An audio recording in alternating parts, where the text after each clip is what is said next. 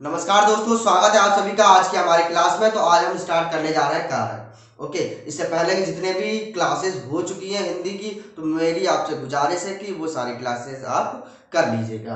तो कारक हम देखते हैं। कारक क्या होता है? जो क्रिया के संपादन में सहयोग करे वही कारक होता है।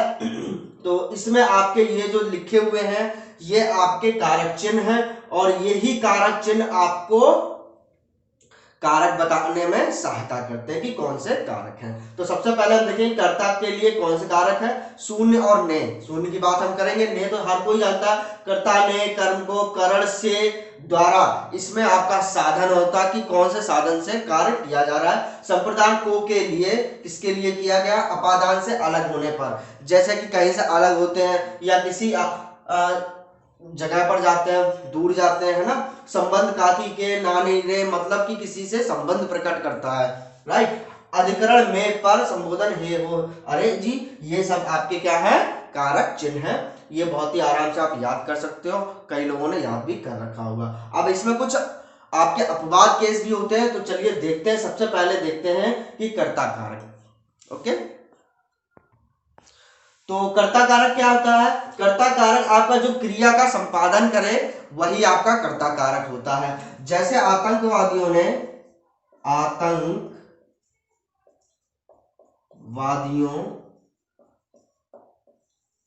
ने पूरे विश्व में आतंक मचा रखा है ना। ओके, तो आप देखिए इसमें कारक चिन्ह ने आ गया। अभी हमने पढ़ा था कि कर्ता के लिए कौन सा कारक चिन्ह आता है? ने किसके साथ आया? आपका आतंकवादियों के साथ। ठीक है, तो आतंकवादी क्या हो गया? आपका कर्ता। एक चीज और है आपकी पहचानने की कि आतंकवाद की कार्य किसने किया? जो कार्य करता है वही क्या होता है? आपका कर्ता होता है। अब बात कर लेते हैं शून्य की, है ना, कि शून्य कैसे आएगा, कैसे पहचानेंगे। जैसे घोड़ा दौड़ रहा है ना, क्या कर रहा है? दौड़ रहा है। अब आप मुझे ये बताइए कि आपने सिर्फ वही डेफिनेशन पढ़ रखी है कि कारक चिन्ह ने आएगा तभी करता होगा, तो आप इसमें कैसे पहचानेंगे कि कौन सा करता है? करता है भी कि नहीं है, बताएं। तो इसमें आप सीधे यही पूछेंगे कि कार्य कौन कर रहा है। कौन का जो आंसर होगा वही करता होगा। तो कौन कर रहा है? घोड़ा कर रहा है, तो ऑब्वियसली घोड़ा क्या हो जाएगा? आपका कर्ता कारक हो जाएगा। यही शून्य होता है जहां पर आपका कारक चिन्ह नहीं होता है। ठीक है, चलिए बढ़ते हैं अगले कारक की तरफ, कर्म कारक। तो दूसरा आपका कर्म कारक। कर्म कारक क्या होता है? जिस पर कर्म का फल पड़े वही क्या होता है? आपका कर्म कारक होता है। जैसे कि तालिबानियों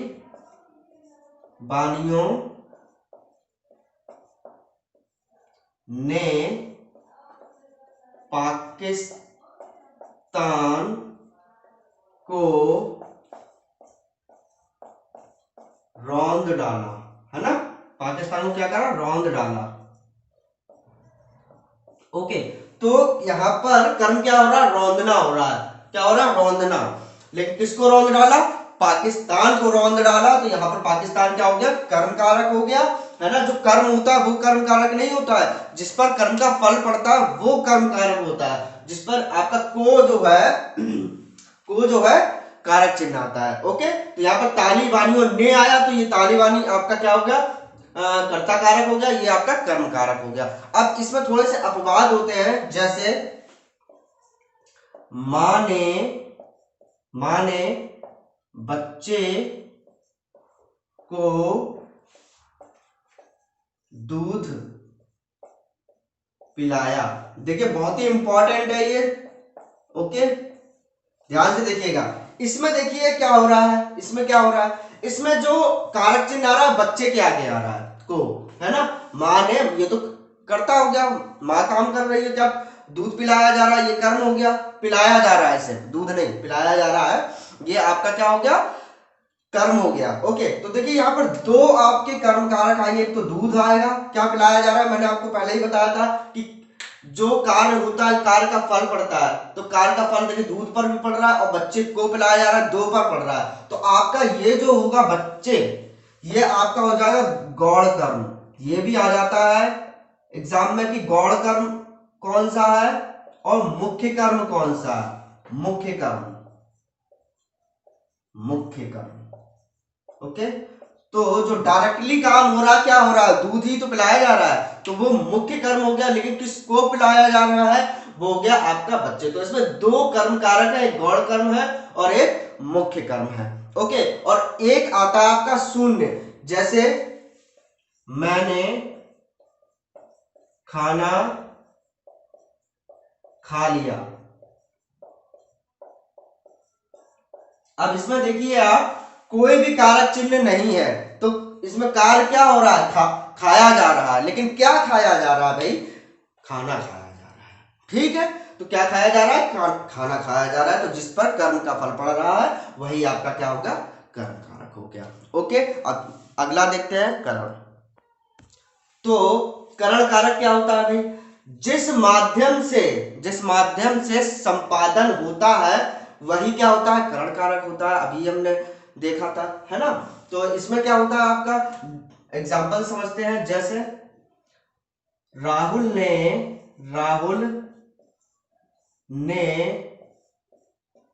डंडे से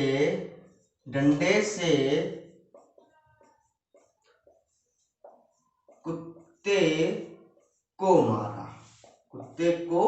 मारा। तो इसका कारक चिन्ह क्या हो गया दोस्तों, से। क्या हो गया, से। और माध्यम क्या हो गया आपका, डंडा, है ना। तो डंडा आपका क्या हो गया, करण कारक हो गया, है ना। जैसे प्रिया ने गिलास से दूध पिया, है ना, दूध पिया। इसमें देखिए तीनों कारक आ रहे हैं। ये तो हो गया आपका कर्ता, गिलास से माध्यम यानी करण कारक, दूध पिया यानी दूध क्या हो गया आपका, कर्म कारक। ठीक है, समझ में आ गई ना बात। ओके, चलिए आगे चलते हैं। आप तो देखिए संप्रदान क्या होता, कर्ता जिसके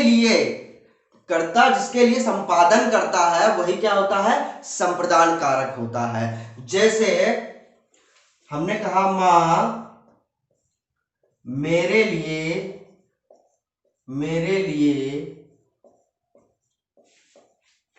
खाना ले आओ। ओके, तो किसके लिए खाना ले आओ, किसके लिए, मेरे लिए। तो यह मेरे क्या हो गया, संप्रदान कारक हो गया, है ना। मैंने गरीबों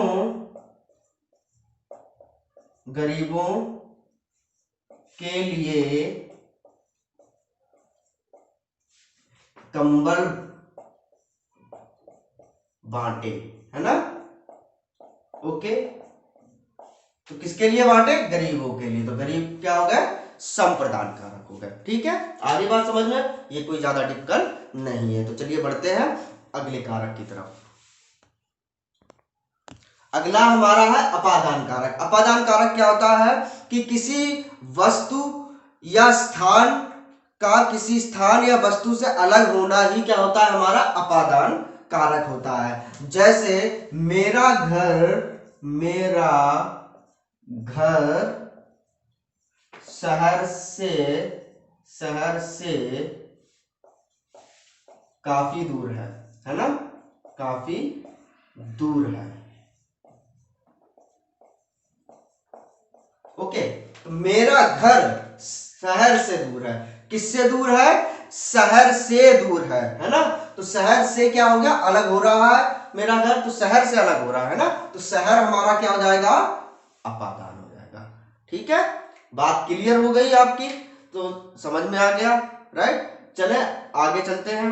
किसी भी चीज से अलग होना, इसमें देखिए और भी चीजें आती हैं, जैसे घृणा, प्रेम, इस तरीके के अगर शब्द आ जाते हैं, प्रेम, है ना, तो इस तरीके के शब्द भी क्या होते हैं आपके अपादान कारक में ही आते हैं। चलिए आगे चलते हैं। अगला आपका है संबंध कारक। इसको थोड़ा समझ लीजिएगा, इसमें बहुत लोगों को कंफ्यूजन होती है। तो इसमें क्या होता है, एक व्यक्ति का दूसरे व्यक्ति से क्या होता है, संबंध प्रकट होता है। जैसे मोहन की बहन प्रिया है ना। ओके, अब इसमें आप दिमाग लगाइए कि इसमें संबंध कारक कौन है, बताओ। बहन कौन है, बहन कौन है, प्रिया है, ठीक है। लेकिन इसमें प्रिया जो है संबंध कारक नहीं होगा। क्यों? क्योंकि बहन तो प्रिया है, लेकिन किसकी बहन है, किससे इसका संबंध है, मोहन से। तो मोहन इस यहां पर संबंध कारक होगा, ये समझ लीजिएगा। दूसरा एग्जांपल से समझते हैं, जैसे भीम का पुत्र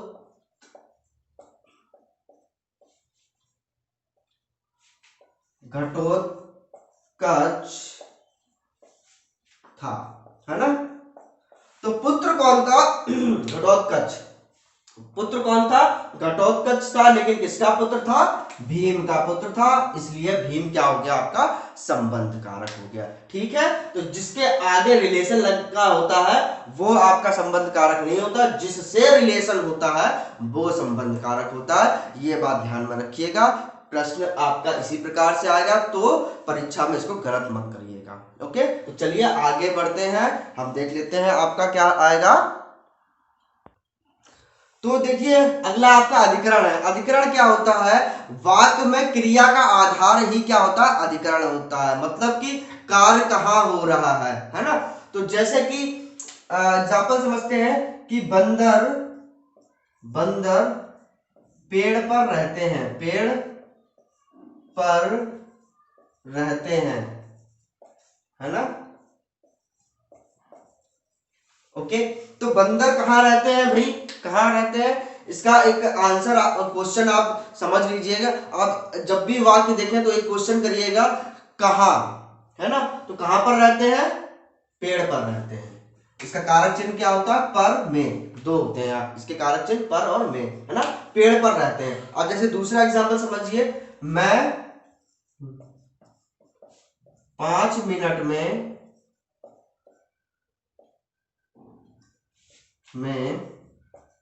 स्टेशन पहुंच रहा हूं,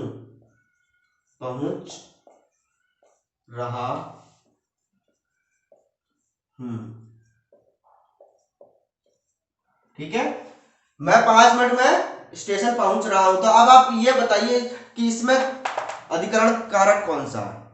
क्या इसमें आपको कोई कारक चिन्ह दिख रहा है, नहीं दिख रहा है। अब इसमें एक आप क्वेश्चन कीजिए कि कहां पर, तो कहां पर कहां पर पहुंचना है मुझे, स्टेशन पर पहुंचना है। तो स्टेशन आपका क्या हो जाएगा, अधिकरण, ठीक है। समझ में आ गई बात। चलिए नेक्स्ट आपका है, देखिए संबोधन। संबोधन सभी जानते हैं, जिसमें आपका संबोधन चिन्ह आ जाता है, ये वही संबोधन कारक होता है। तो संबोधन कारक ज्यादा समझने की आवश्यकता है नहीं, इन्हीं में से आपके आते हैं क्वेश्चंस और इन्हीं को आपको करना होता है। तो सेशन कैसा लगा बताइएगा जरूर। अगर अच्छा लगा सेशन तो इसको लाइक जरूर करिएगा, और जो नए हैं वो क्या करेंगे, सब्सक्राइब करेंगे। तो मिलते हैं अगली क्लास में, तब तक के लिए जय हिंद।